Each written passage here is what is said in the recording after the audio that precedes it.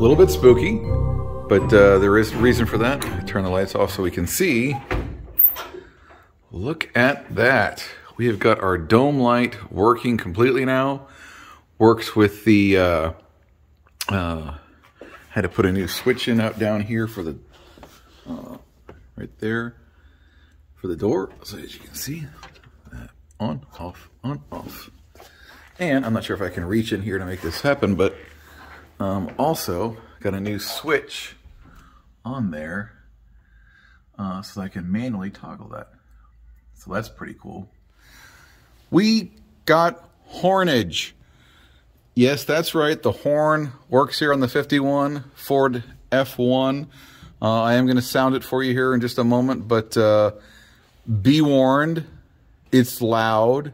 It's really, really loud. So got that from the electrical shop. They all got same guys that did the dome light. And so apparently, you know, with the double trumpets, it was already pretty loud here with the 5-star cab. But that was with 6 volts going through the system. Apparently, when you upgrade the system to 12 volts, that means there's twice as much juice going through those horns. And oh my heck yeah, it is loud. How loud? I couldn't believe how loud it was when I first used it. Like, you know, BJ and the Bear, you know, honking at the cops loud. All right, well, so I knew something was up here with this because I would press on the horn and it was dark enough I could actually see sparks underneath or some kind of loose wiring or whatever, but they got that all fixed. So now here we got the 1951 Ford truck horn. Yeah, just be prepared. Like, as loud as you think it might possibly be, it's a bit louder than that. Okay, that's enough preamble. Here we go. Yeah, every neighbor in a 500-yard radius just turned their head, snapped real hard and said, "What was that? Is that Chris sounding his horn again?" Well, yes, it was. Yep, we got hornage. So now I can make sure to let everyone know where I'm going. A few more things I'm working on. Kind of little things now. Next thing is, someone pointed out to me that my side emblems here, that the F1 and the Ford should be painted. And looking at different pictures of other trucks, I can say that that is in fact true. So mine probably just faded off with time. So some of them I've seen are red, some are blue. And you can see my front one here is already done in blue. And just looking at the, kind of got a little bit of rough edges around it, I think that maybe someone already painted this.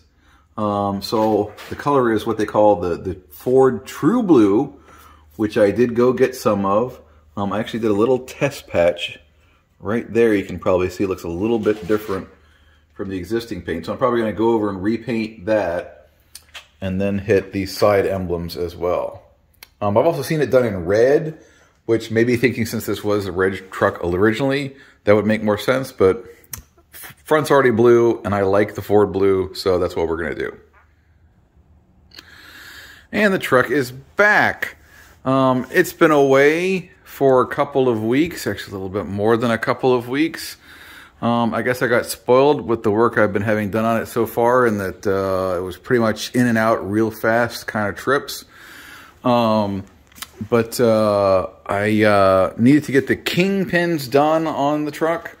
I'm not exactly sure what that is, but it has something to do with the linkage between the steering and the front axle, and maybe some mechanic folks out there can tell me with a little more certainty. But they were worn out, and I had bought a set and needed to get that done.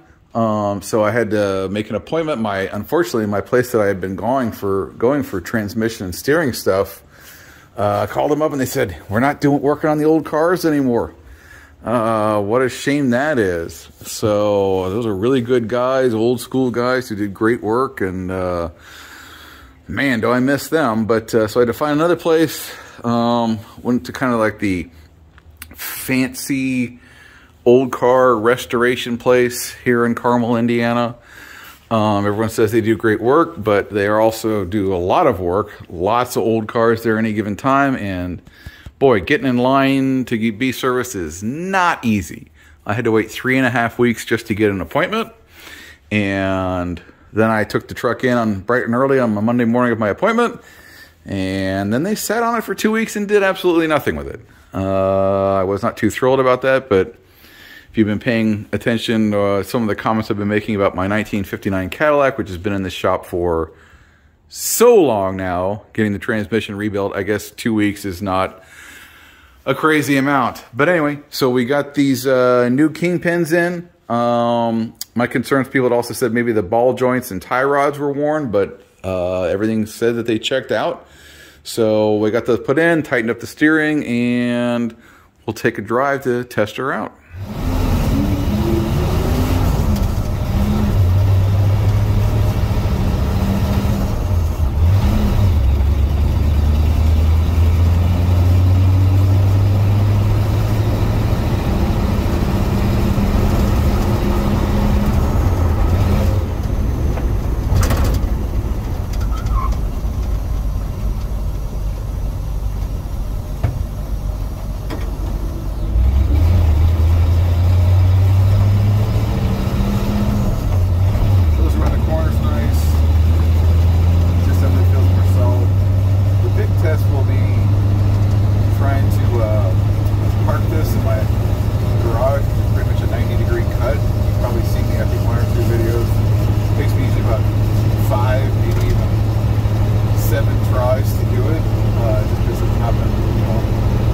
Hard to really pull over on this at slow speeds, so let's see how that works out.